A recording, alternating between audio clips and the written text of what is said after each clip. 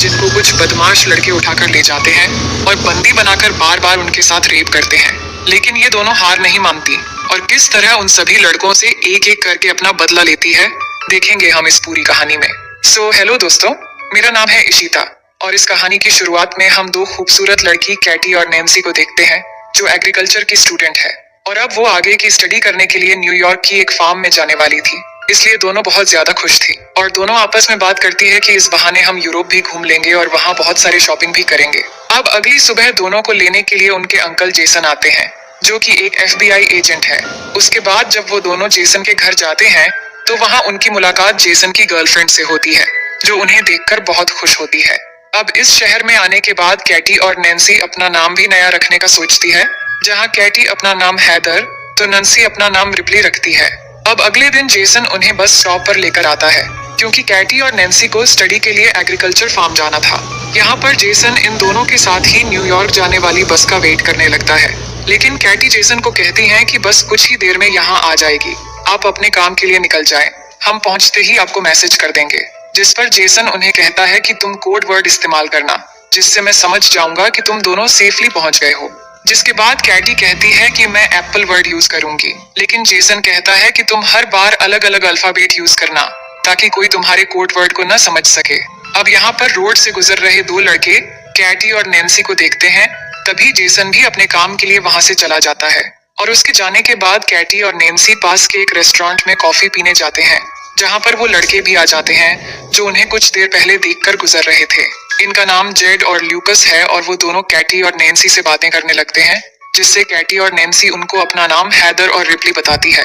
Katie उन्हें बताती है कि हम न्यूयॉर्क के एग्रीकल्चर फार्म स्टडी के लिए जा रहे हैं, जिस पर जेड कहता है कि हम भी वहीं जा रहे हैं और अगर तुम दोनों आना चाहो तो आ सकती हो।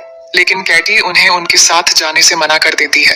पर जब वो दोनों उठ के जा रहे होते हैं, तभी नैन्सी कैटी को उनके साथ जाने के लिए मना लेती है और दोनों उनके साथ चली जाती है।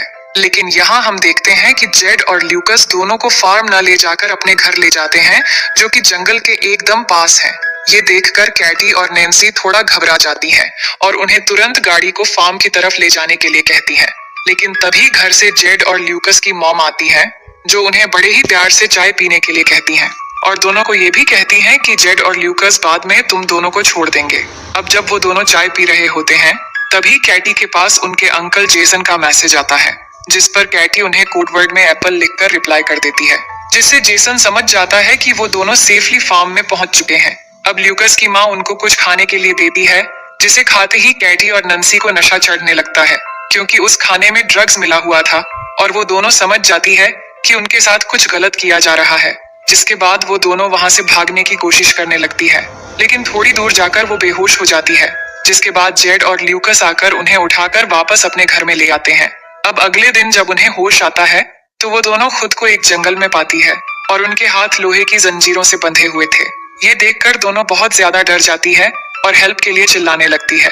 तभी वहाँ जेड आता है और उन्हें बताता है कि तुम जंगल की एक ऐसी जगह पर हो जहाँ दूर दूर तक कोई भी इंसान नहीं है, इसलिए तुम्हारे चिल्लाने का कोई फायदा नहीं है।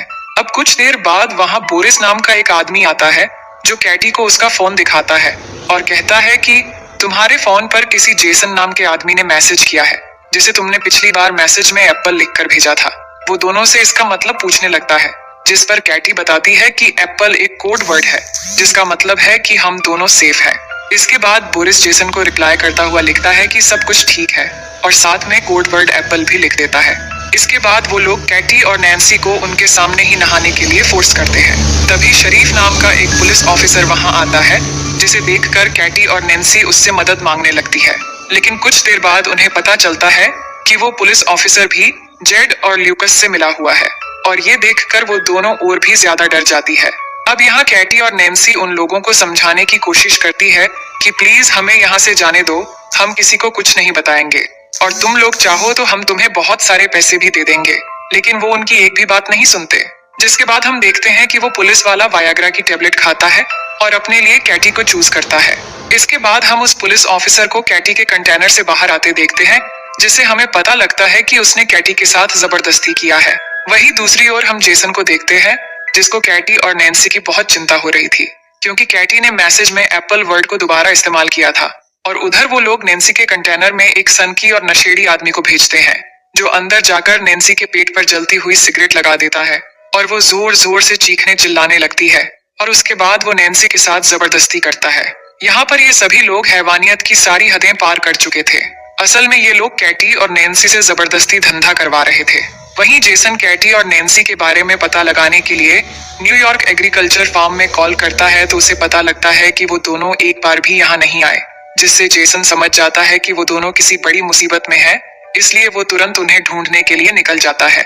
वहीं कैटी और नैन्सी के साथ और भी ज्यादा बुरा हो रहा था, क्योंकि अब जो अगला कस्टमर था उसके आने से पहले जेड और ल्यूकस दोनों लड़कियों के मुंह पर मास्क पहना देते हैं और वो कस्टमर भी एक पिग वाला मास्क पहन लेता है। इसके बाद जेड और ल्यूकस उस कस्टमर को कैटी और नैन्सी के चेहरे से मास्क उतारकर उनके चेहरे दिखाता है, जिससे दोनों लड़कियां उस पिग मास्क वाले आदमी को देखकर और भी ज्यादा डर जाती हैं और जोर जोर से चिल्लाने लगती है। जिसके बाद वो आदमी नैन्सी को चूज करता है और उसे कंटेनर में ले जाकर उसके साथ जबरदस्ती करता है। अब उसके जाने के बाद जब कैटी नैन्सी के पास जाती है तो वो देखती है कि नैन्सी की हालत बहुत ज्यादा खराब हो गई है। वहीं दूसरी तरफ जेसन पुलिस स्टेशन पहुंचता है और एक पुलिस ऑफिसर से मिलता है। ये वही पुलिस ऑफिसर है जिसने कैटी के साथ जबरदस्ती की थी। जेसन उसे कैटी और नैन्सी की किडनैप के बारे में बताता हुआ कहता है कि वो भी एक FBI एजेंट है, जिस पर पुलिस ऑफिसर जेसन से पूछता है कि आपको कैसे पता कि वो दोनों किडनैप हुई है, जिस पर जेसन कहता है कि उसने अपनी भतीजी कैटी को कोडवर्ड एक ही बार इस्तेमाल करने के लिए कहा था, लेकिन कैटी ने एक ही कोडवर्ड को दोबारा इस्तेमाल किया है, जिससे मुझे लग रहा है कि वो कई मुसीबत में है और शायद किडनैप हो गई है। वही जंगल में बोरिस को ये पुलिस ऑफिसर सारी खबर दे देता है कि कैटी के अंकल एक FBI एजेंट है और कैटी ने हम लोगों को उस कोडवर्ड के बारे में गलत इन्फॉर्मेशन दी थी। अब बोरिस वहां जाकर जेड को कैटी के कंटेनर से थोड़ा दूर ले जाकर उससे बात करता है कि इन दोनों लड़कियों को जल्द से जल्द ठिकाने लगाना होगा, वरना हम मुसीबत में पड़ सकते हैं और हमें शहर से आने वाली और भी नई लड़कियों को पकड़ना है। वहीं कैटी अपने कंटेनर के पास खड़ी होकर चुपके से उनकी सारी बातें सुन रही थी। इसके बाद बोरिस कैटी के कंटेनर में जाकर उससे जबरदस्ती करता है। वहीं दूसरी ओर जेसन भी वही रेस्टोरेंट पहुंचता है जहां पर कैटी और नैन्सी को वो दोनों लड़के मिले थे और वहां काम कर रहे एक आदमी से कैटी और नैन्सी के बारे में पूछता है, जिससे वो आदमी बोरिस की गाड़ी के बारे में बता देता है। अब अगले दिन कैटी नैन्सी को बताती है कि ये लोग हमें मारने की प्लानिंग कर रहे हैं। तभी वहां जेड और बोरिस उसी नशेड़ी आदमी को अपने साथ लेकर आते हैं जिसने कैटी के साथ जबरदस्ती की थी और उसको कहते हैं कि हम दोनों जल्द ही वापस आ रहे हैं, तब तक तुम दोनों लड़कियों पर कड़ी नजर रखना ताकि ये कहीं भाग ना जाए। अब उनके वहां से जाते ही कैटी उस नशेड़ी को अपनी ओर अट्रैक्ट करने लगती है और उसे अपने साथ इंटीमेट होने के लिए उकसाती है और ऐसा करते हुए जैसे ही वो उस नशेड़ी के करीब जाती है तो वो उसके गले पर जोर से काट देती है, जिससे उसके गले से खून निकलने लगता है और वहीं पर उस नशेड़ी की मौत हो जाती है। इसके बाद वो दोनों अपनी हथकड़ियां खोलकर वहां पर छुप जाती है और जब वो पुलिस वाला यहाँ पहुंचता है तो वो दोनों चुपके से उसकी गाड़ी लेकर यहाँ से भाग जाती है। इसके बाद ये दोनों एक मॉल में जाती है और बहुत सारे अजीब सामान खरीदती है, जैसे कि हथौड़े, कुल्हाड़ी, टेनिस बॉल और बहुत सारे कीले और बहुत खतरनाक हथियार। इसके बाद वो मॉल की कैशियर के पास जाकर उससे बोरिस के घर का एड्रेस पूछती है, जिस पर वो उन्हें बोरिस का एड्रेस बता देता है। वही जेसन बोरिस के कार इंश्योरेंस कंपनी में पहुंचता है जहां पर उसे बोरिस के घर का पता मिल जाता है। वहीं हम देखते हैं कि बोरिस अपने घर पर म्यूजिक लगाकर एंजॉय कर रहा होता है। तभी वहां कैटी और नैन्सी आ जाती हैं और टेनिस बॉल पर बहुत सारी कीलें लगाकर उसके मुंह पे मारती हैं, जिससे वो बेहोश हो जाता है। उसके बाद जैसे ही उसे होश आता है तो वो खुद को एक टेबल से बंधा हुआ पाता है, लेकिन बोरिस उन्हें खुद को छोड़ने के लिए बहुत पैसों का ऑफर देता है, लेकिन कैटी और नैन्सी को तो सिर्फ अपना बदला चाहिए था। वहीं उनके अंकल जेसन भी बोरिस के घर के बाहर पहुंच गए थे और घर के अंदर कैटी और नैन्सी बोरिस से उस मस्क वाले आदमी का एड्रेस पूछती है, जिससे बोरिस उन्हें एड्रेस बता देता है। इसके बाद वो दोनों उसके पिछवाड़े में कीलों से भरा हुआ एक बेसबॉल घुसा देती है, जिससे वो जोर जोर से चिल्लाने लगता है और ये आवाज सुनकर जेसन जल्दी से घर के अंदर आता है और आकर देखता है बोरिस मरा पड़ा है। तभी उसे घर के पीछे गाड़ी की आवाज सुनाई देती है, लेकिन जब तक वो बाहर जाता है तब तक कैटी और नैन्सी गाड़ी लेकर वहां से निकल चुकी थी। अब जेसन जल्दी से वापस पुलिस स्टेशन जाता है और उस पुलिस ऑफिसर से दोबारा कैटी और नैन्सी के बारे में पूछने लगता है और इसी दौरान जेसन कैटी को कॉल लगाने की कोशिश करता है। तभी उसे पता लगता है कि कैटी का फोन उस पुलिस ऑफिसर के पास ही है। अब इससे पहले कि जेसन कुछ कर पाता, पुलिस ऑफिसर उसके पीछे से गन पॉइंट करके खड़ा हो जाता है। वहीं दूसरी ओर कैटी और नैन्सी एक चर्च में पहुंचते हैं जहां हमें पता चलता है कि वो पिग मस्क वाला आदमी कोई और नहीं बल्कि इस चर्च के फादर है, और वो फादर उन्हें देखकर एकदम से पहचान लेता है। तभी कैटी पीछे से उस पर डंडे से मारकर बेहोश कर देती है और दोनों उसे गाड़ी के पीछे बांधकर घसीटते हुए टाउन की तरफ ले आते हैं और वहां एक दुकान से माचिस और पेट्रोल खरीदकर उस पर पेट्रोल छिड़क कर उसे जिंदा ही जलाकर मार देते हैं। वहीं हम देखते हैं कि जेसन को वो पुलिस वाला चेयर से बांध देता है और कुछ देर बाद वो दो नई लड़कियों को किडनैप करके वहां लाता है। इसके बाद जब वो उन लड़कियों के साथ जबरदस्ती करने लगता है, तभी चुपके से कैटी और नैन्सी वहां आकर डंडे से उसके सर पर अटैक करके उसे बेहोश कर देती है। और जब उसे होश आता है तो वो खुद को एक कुर्सी से बंधा हुआ पाता है और उन दोनों से माफी मांगने लगता है। उसके बाद कैटी गन में सिर्फ एक बुलेट डालकर उसे डराने लगती है और बारी बारी से उस पर गन से शूट करने लगती है, लेकिन सभी शूट में वो बच जाता है, इसलिए वो थोड़ा मुस्कुराता है। लेकिन अगले ही सेकंड में कैटी उसे शूट करके एकदम जान से मार देती है। इसके बाद कैटी और नैन्सी वहां मौजूद दोनों लड़कियों को आजाद करके उन्हें जेसन को खोलने के लिए कहती है और खुद वहां से चली जाती है। जिसके बाद वो लड़कियां जेसन की रस्सी खोल देती हैं और उसे बताती हैं कि उन लड़कियों ने हमें ऐसा करने को कहा है। अब यहाँ पर जेसन को पूरी बात समझ आती है कि वो दोनों लड़कियां कोई और नहीं बल्कि कैटी और नैन्सी हैं। वहीं हम जेड और ल्यूकस की मॉम को देखते हैं जो ड्रिंक कर रही थी।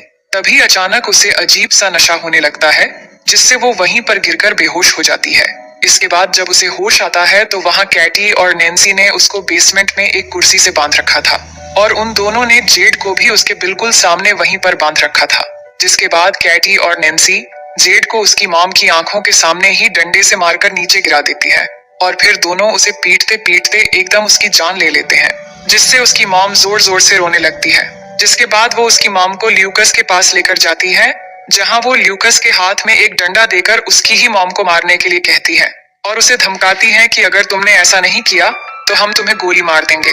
लेकिन ल्यूकस ऐसा नहीं कर पाता, जिससे नैन्सी उसे गन से शूट करके मार डालती है। इसके बाद वो उसी गन को साफ करके ल्यूकस को पकड़ा देती है, जिससे पुलिस को लगे कि दोनों माँ बेटे आपस में ही लड़कर मर गए हैं। इसके बाद ल्यूकस की मॉम कैटी और नैन्सी को कहती है कि अगर तुम दोनों मुझे नहीं मारोगे तो मैं तुम्हें बहुत सारे पैसे दे सकती हूँ और मेरे पास बहुत पैसे हैं। लेकिन उसकी बात सुनकर कैटी और नैन्सी बहुत हंसती है और फिर कैटी एक कटिंग मशीन से बहुत ही बेरहमी से उसकी सर काट के अलग कर देती है। अब आगे हम देखते हैं कि कुछ दिनों बाद अंकल जेसन कैटी और नैन्सी के घर जाते हैं और उन्हें अपने साथ लेकर दोबारा से न्यूयॉर्क आ रहे होते हैं और इसी सीन को दिखाते हुए ये मूवी यहीं पर खत्म हो जाती है।